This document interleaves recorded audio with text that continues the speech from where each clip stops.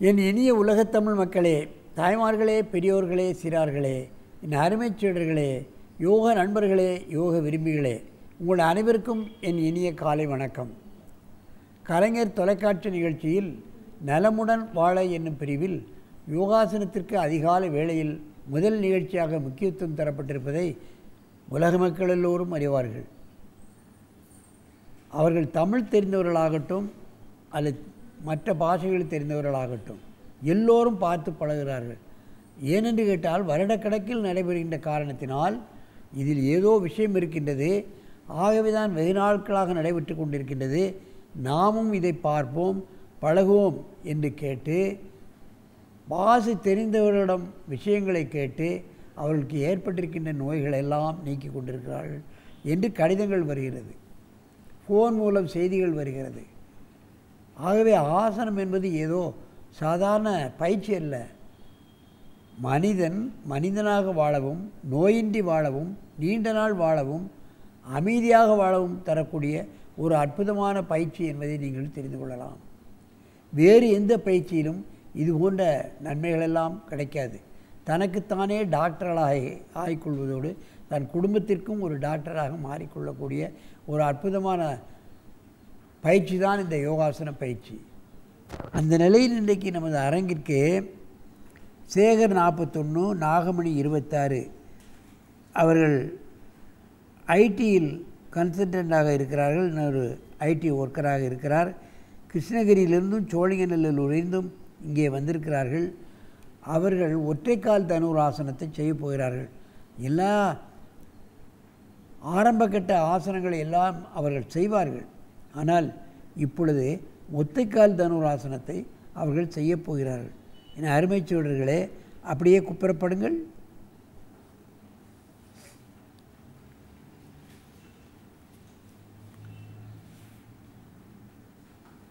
வலது காலை மடக்கி பிடியுங்கள், அவசரப்படாமல்.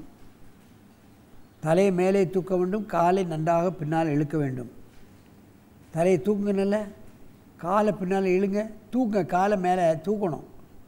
அப்படியே வச்சுருங்க. ஒற்றைக்கால் தனுராசனம்.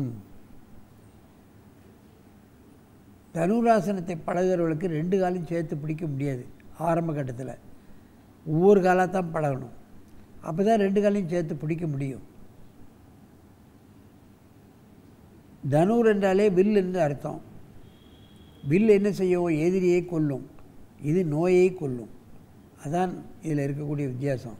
வெயிட் பூராவும் வயிற்றுக்கு வந்து விடுகிறது. ஆகையினால வயிற்றில் என்ன உறுப்புகள்லாம் இருக்குது? முக்கியமான நோய்கள் எல்லா நோய்களும் வயிற்றிலிருந்து தான் ஆரம்பமாகுது. அங்கே சிறுகுடல், பெருங்குடல், கல்லீரல், மண்ணீரல், கணையம், பேங்க்ரியாஸ், கிட்னி எல்லாமே இருக்குது.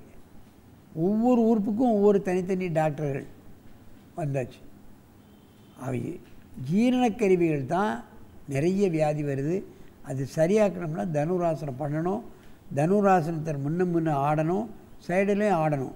இப்போ இடது காலை மடக்கி செய்யுங்க.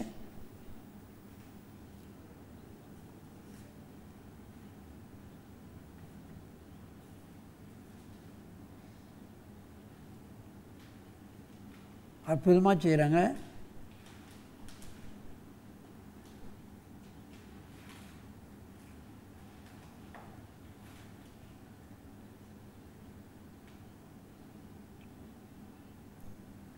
மெதுவாக அந்த ஆசனத்தை கலையுங்கள்.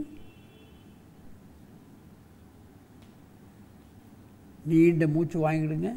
சின்ன சின்ன ஆசனங்களை பழகி, ஆசனத்திலே முதல் கட்டம், 2வது கட்டம், 3வது கட்டம் இருக்குது. அந்த மாதிரியான நிலைகளெல்லாம் ஆசிரியர்களிடம் சென்று பழகி அதற்கப்புறம் தான் முழுமையாக அந்த ஆசனங்களை செய்ய வேண்டும்.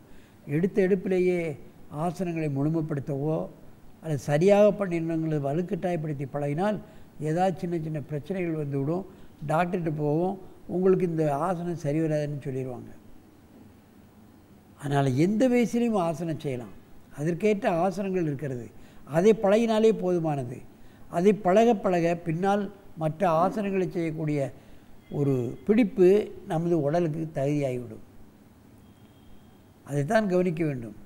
வெஜிடேரியனுக்கு ஒரு வாரத்தில் வரக்கூடிய ஆசனம் நான் வெஜிடேரியனுக்கு 6 வாரம் ஆகுது.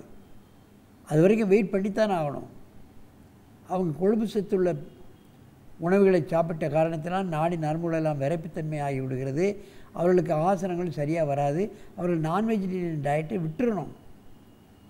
இல்லைனா அவங்களுக்கு இருக்கக்கூடிய நோய்கள் வராது, ஆசனத்தை சரியாக பழக முடியாது என்பதுதான் உண்மை. ஆகவே என் அருமை பெரியோர்களே, தாய்மார்களே, இது போன்ற ஆசனங்களை காலையிலும் மாலையிலும் எந்த வயதிலும் பழகி உடையிலும் உள்ளத்தையும் ஆரோக்கியமாக வைத்து கொண்டு நெடிது இனிது வாழ வேண்டும் என்று கேட்டு உங்களிடமிருந்து விடைபெறுவது ஆசனா ஆண்டியப்பன். வணக்கம்.